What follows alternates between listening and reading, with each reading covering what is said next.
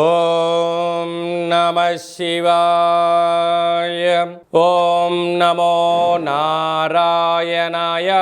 కర్మ నివారణ నరదృష్టి నివారణ కాల భైరవాయ నమో నమః. ఓం కాళకాలాయ విద్మహే కాళాతీతాయ ధీమహి తన్నో నరదృష్టి నివారణ కాల భైరవ ప్రచోదయాత్. హరి ఓం. మా ఛానల్కి స్వాగతం. చూస్తున్న వీక్షకులకు ప్రేక్షకులకు ప్రియ కాళ భైరవ భగవద్బంధులకి స్వాగతం పలుకుతూ మమ్మల్ని ఎంతగానో ఆదరిస్తూ ఉండబడినటువంటి ప్రియ సోదరి మణులకు, సనాతన ధర్మ సంరక్షకులకు, జ్యోతిష్య అభిమానులు అందరికీ కూడా అందరికన్నా ముందస్తుగా కార్తీక మాస పూర్ణిమ శుభాకాంక్షలు.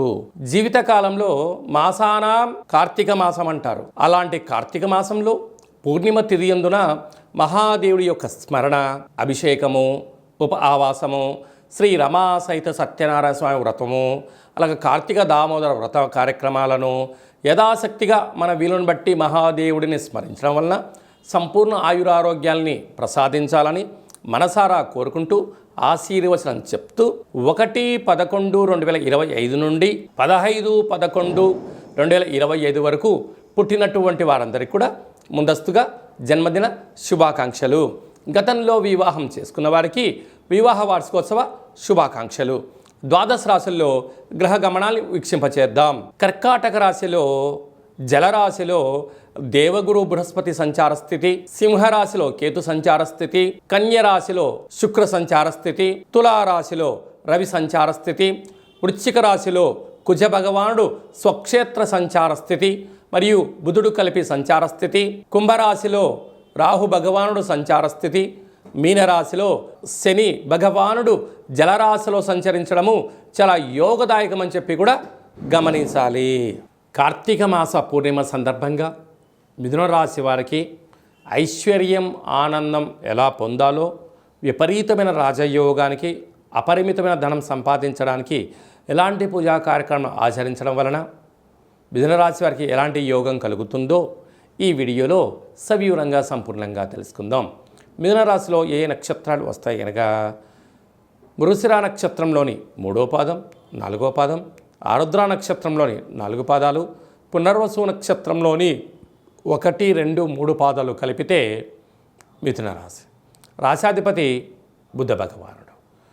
12 సంవత్సరముల తర్వాత దేవగురు బృహస్పతి కర్కాటక రాశిలో సంచారం చేయడము మిథున రాశి వారికి అద్భుతమైన సువర్ణపు యుగంగా భావించగలగాలి. అందులో ఉచ్చస్థితిలో దేవగురు బృహస్పతి సంచారం చేయడం, పట్టిందల్లా బంగారం అవ్వడం, మీ ఆలోచన విధానం, కష్టపడే గుణం, ఆపై భగవంతుడు ఆశీస్సులు, దానము, ధర్మము, గతంలో చేసినటువంటి అన్ని కష్టాలకు ఇప్పుడు మీకు అపరిమితమైన ధనం వచ్చే సమయం ఆసనమైంది. తృతీయంలో కేతు సంచార స్థితి ఉన్నప్పుడు తల్లిదండ్రులతో, గురువులతో, అన్నాదమ్ముళ్లతో, అక్కా చెల్లెలతో పార్ట్నర్షిప్ వ్యవహార కార్యక్రమం చేసేవారితో సౌమ్యత చాలా అవసరం. అర్ధాష్టమ శుక్రుడు కనుక కోపం పనికిరాదు. విలాసవంతుల వస్తువులకు దూరంగా ఉండడం అంటే ఫోన్ మార్చుకోవాలి, ల్యాప్టాప్లు మార్చాలి, ఫ్రిడ్జ్లు కొనాలి, గృహానికి ఉపయోగపడే వస్తువులు కొనాలి అనుకుంటూ ఉంటారు. కానీ దాని యొక్క అవసరం ఎంతవరకు ఉంది, ఎంత ధనాన్ని ఖర్చు పెడుతున్నాం, ధనాన్ని సద్వినియోగపరచుకోగలిగితే మంచిగా ఉంటుంది. డబ్బులు ఉన్నాయి కదా అని చెప్పి విపరీతంగా ఖర్చు పెడితే రాబోయే కాలం ఇబ్బందికి అయ్యే అవకాశాలు ఉన్నాయి. తస్మాత్ జాగ్రత్త. సంతాన స్థానంలో ఏడాది తర్వాత రవి భగవానుడు ఉండడం వలన నూతనంగా వివాహమైన వారికి పుత్రికా సంతాన యోగ్యత, పిల్లల యొక్క చదువులు, అభివృద్ధి యోగదాయకం. 6వ స్థానంలో కుజుడు ఉండడం వలన గృహాలు, స్థలాలు, భవనాలు, బంగారు ఆభరణాలు, విలాసవంతమైన వస్తువులు కొనుగోలు చేయడంలో చాలా క్రియాశీలకమైనటువంటి పాత్ర మీరు పోషిస్తూ సకుటుంబ సపరివారం అందరూ కూడా ఆనందంగా ఉండే సమయం ఆసనమైంది. భాగ్యస్థానంలో రాహు వీలైనంత వరకు భార్యాభర్తల మధ్య ఉండబడిన రహస్య చర్చలను మూడో వ్యక్తులకు తెలియచేయకపోవడమే ఉత్తమోత్తంగా ఉండాలి. లేకపోతే ఎవరికి వారే యమునా తీరే. రాజ్యస్థానంలో శని భగవానుడు జలరాశిలో ఉండడం వలన స్థిరాస్తులు, చరాస్తులు, పెట్టుబడులు, ఆకర్షణ, అనంతమైన సంపదకు మీరు కేంద్రబిందులు కాబోతున్నారు. ఇలాంటి కాల సమయంలో 12 సంవత్సరాల తర్వాత దేవగురు బృహస్పతి జలరాశిలో ఉచ్చరాశిలో ఉండడం వలన మహాదేవుడికి శనగపప్పుతో కూడుకున్నటువంటి ఆ పిండితో కూడుకున్న దీపాన్ని వెలిగింపచేయడం, శనగపప్పుతో కూడుకున్నటువంటి పసుపు రంగు కలిగిన వస్త్రంతో బ్రాహ్మణోత్తములకు దీపాన్ని, స్వయంపాక దానాన్ని ఏర్పాటు చేయడం యోగదాయకం. కాళభైరవ జయంతి సందర్భంగా మహాదేవుడి స్మరణ, కాళభైరవ స్వామివారికి అభిషేకాన్ని ఏర్పాటు చేసి చక్కెర రసంతో, లేకపోతే కొబ్బరి రసంతో, లేకపోతే చెరుకుగడ రసంతో అభిషేకం చేయించినట్లయితే నరదృష్టి, శత్రుదృష్టి తొలగిపోయి విపరీతమైనటువంటి అదృష్టం, ఆనందం మీకు కలుగుతుందని చెప్పి గమనించాలి. నవంబర్ మాసంలో ముఖ్యమైనటువంటి పండుగల గురించి క్లుప్తంగా, సవివరంగా, సంపూర్ణంగా తెలుసుకుందాం. 5వ తారీఖున కార్తీక మాస పూర్ణిమ కనుక మనమందరము కూడా స్వామివారిని స్మరణ, అభిషేకము, దీపదానము, స్వయంపాక దానము, ఉసరి వృక్షం కింద భోజనము, వన భోజనాలు ఆచరింప చేసుకోవడం వలన సంపూర్ణమైనటువంటి ప్రకృతితో మమేకమైనటువంటి మన సనాతన హిందూ ఆధ్యాత్మిక పండగలలో ఇది చాలా ముఖ్యము అని చెప్పి గమనించగలగాలి. ఎందుకనగా మనకు జన్మ నక్షత్రాలకు వృక్షాలు ఉంటాయి. అలాగనే కార్తీక మాసంలో దామోదరుడు, అంటే తులసి వృక్ష పూజ, ప్రతి ఇంటి ముందర మనం ప్రతిరోజు దీపాలు పెట్టుకుంటూ ఉంటాం. అలాగనే ఉసరి వృక్షం కింద మనము భోజనం చేయడము, ఆ ఉసరి ఫలాలతో పాటి దీపాన్ని, స్వయం పాకాన్ని, దశదానాలను దానం చేయడము, కార్తీక స్నానాన్ని ఆచరింపచేయడము, గంగా నదిలో స్నానం చేయడము, స్వామివారికి సంపూర్ణమైనటువంటి స్మరణ వలన సకలమైనటువంటి ఐశ్వర్య భోగభాగ్యాలు మనకు ఇచ్చేవారు భగవంతుడు అని గమనించాలి. కనుక అవకాశం ఉంటే మీకు ప్రతిరోజు ఇంట్లో అభిషేకం చేసుకోండి.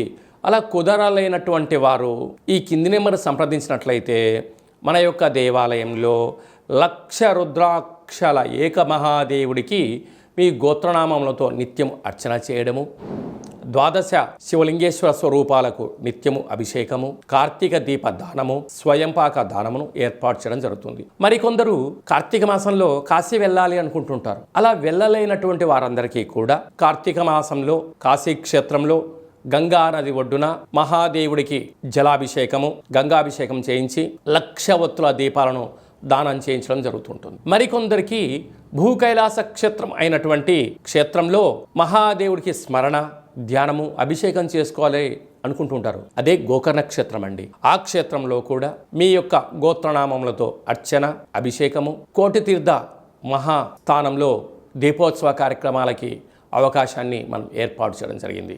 లేక మనం భాగ్యనగరంలో, కాశీ క్షేత్రంలో, గోకర్ణ క్షేత్రంలో మన యావత్ హిందూ బంధువులందరికీ కూడా ఒక అవకాశాన్ని ఏర్పాటు చేయడం జరుగుతుంది. కనుక మనమందరము కూడా వీలైనంత వరకు ఇంటి సింహద్వారం దగ్గర, ఇంటి ముందర దీపాలు వెలిగింపజేసుకుందాం. మనకు దగ్గరగా ఉండబడిన శివాలయాల్లో కార్తీక దీపాన్ని వెలిగించుకుందాం. ఇంకొంచెం శక్తి కలిగితే దీపదానం చేద్దాం. అలాగనే స్వయంపాక దానం చేద్దాం. అలాగనే దశదానాలు కూడా చేసుకుందాం. కార్తీక స్నానాన్ని ఆచరణ చేద్దాం. మహాదేవుడి యొక్క కృపకటాక్ష వీక్షణలు పొందుదాం. అలాగనే మనకు విశేషంగా 12వ తారీఖున కాశీ క్షేత్రంలో కాళభైరవ స్వామివారి యొక్క జయంతి మహోత్సవ కార్యక్రమాలు జరుగుతూ ఉన్నాయి. కాలాన్ని శాసింపజేసే శక్తి కాళభైరుడికి ఉంటుంది. మనకు నరదృష్టి, శత్రుదృష్టి, భూత, ప్రేత, పిశాచ, బ్రహ్మర, యక్షర, యమదూత సకలమైన దోషాలు, మృత్యు, అపమృత్యు దోషాలు, జాతకంలో అర్ధాస్తమ గండ దోషాలు అలాంటివి ఏమన్నా ఉన్నట్లయితే తొలగింప చేసుకునేటువంటి ఏకైక ఆధ్యాత్మిక సన్మార్గము ఏమిటయ్యా అనగా కాళభైరవ స్మరణ, ధ్యానము, కాళభైరవ అష్టకాన్ని వినడం, చదవడం, అలాగనే కుక్కకు ఆహారాన్ని, ప్రసాదాన్ని ఏర్పాటు చేయడం, అలాగనే కాకి మహారాజా, పక్షిరాజా వారికి ఆహారాన్ని ఏర్పాటు చేయడం వల్ల సకల సంచిత కర్మ, ప్రారబ్ధ కర్మ, ఆగమిక కర్మలను తొలగించుకునేటువంటి కార్యక్రమంలో కలియుగ కాలంలో ఇది మహోన్నతమైన కార్యక్రమంగా భావించగలగాలి. కనుక మనిషి జీవితంలో ఒక్కసారైనా కాశీకి వెళ్ళాలి అంటే కాళభైరవ స్వామి ఆజ్ఞ కలగాలి. కనుక అందరూ కూడా మనం కాశీ క్షేత్రం వెళ్ళాలని కోరుకుందాం. కాళభైరవ స్వామిని స్మరిద్దాం, అష్ట కష్టాలకు స్వస్తి పలుకుదాం, అష్టైశ్వర్యాలకు స్వాగతం పలుకుతూ అందరి కుటుంబాలలో నిత్యము ఆనందము, ఐశ్వర్యము, ఆరోగ్యాన్ని ప్రసాదించమని మనసారా మరొక్కసారి కాళభైరవ స్వామిని కోరుకుందాం. అలాగనే ఈ యొక్క పాత్రను కాళభైరవ స్వామి అక్షయ పాత్ర అంటారు. అక్షయము అనగా నశించబడినటువంటిది. ఈ యొక్క పాత్రను ప్రతిరోజు మనం ఉదయం ఇంట్లో పూజ చేసిన తర్వాత ఇలా ఒక్కసారి శబ్దం చేసినట్టయితే ఓంకార శబ్దం రావడం జరుగుతుంటుంది.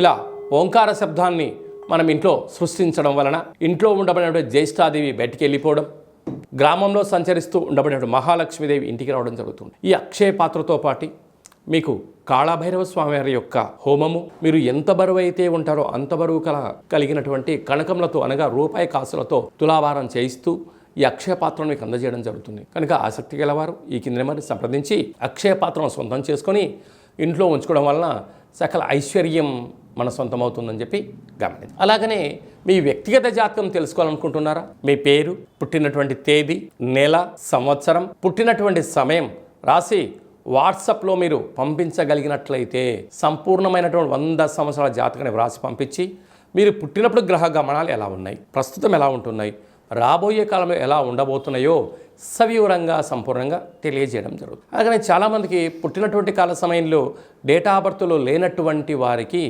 మీ పేరు యొక్క మొదటి అక్షరాన్ని అనుసరిస్తూ రాశిని తెలియచేస్తూ రాశి యొక్క స్థితిగతులను తెలియచేస్తూ రమణ శాస్త్రం ద్వారా అనగా కాళభైరవ ఉపాసన చేత గవ్వళ ద్వారా రమణ శాస్త్రం చేత భూత భవిష్యత్ వర్తమానాన్ని మీకు గవ్వళ పంచాంగం ద్వారా తెలియజేయడం జరుగుతుంది. జాతకాన్ని తెలుసుకుందాం, జీవితంలో ఉండబడినటువంటి అడ్డంకులను తొలగించుకుందాం, సంపూర్ణమైనటువంటి ఆనందకరమైన జీవితానికి స్వాగతం పలుకుదాం. కనుక ఈ కింది నెంబర్ సంప్రదించి అపాయింట్మెంట్ తీసుకొని సంప్రదించగలరు. అందరికీ కార్తీక దామోదరుడి యొక్క ఆశీస్సులు ఉండాలని కోరుకుంటూ అందరిపైనను మహాదేవుడి యొక్క ఆశీస్సులు ఉండాలని కోరుకుంటూ ఆశీర్వచనం. నమస్తే అస్తు భగవన్ విశ్వేశ్వరాయ మహాదేవాయ త్రయంబకాయ త్రిపురాంతకాయ త్రికాగ్నికాలాయ కాలాగ్నిరుద్రాయ నీలకంఠాయ మృత్యుంజయాయ సర్వేశ్వరాయ సదాశివాయ శ్రీమన్మన్మహాదేవాయ నమో నమః. హరి ఓం. ఈ వీడియో మీకు నచ్చినట్టయితే లైక్ చేయండి, షేర్ చేయండి. అందరికన్నా ముందుగా మీ వ్యక్తిగత జాతకం తెలుసుకోవాలి అనుకుంటున్నట్టయితే మా ఛానల్ని సబ్స్క్రైబ్ చేసుకోండి. ఈ ఆధ్యాత్మికమైన భక్తి సమాచారాన్ని భగవద్బంధులకు, మిత్రులకు, స్నేహితులకు చేరవేసి హిందూ ధర్మాన్ని కాపాడండి.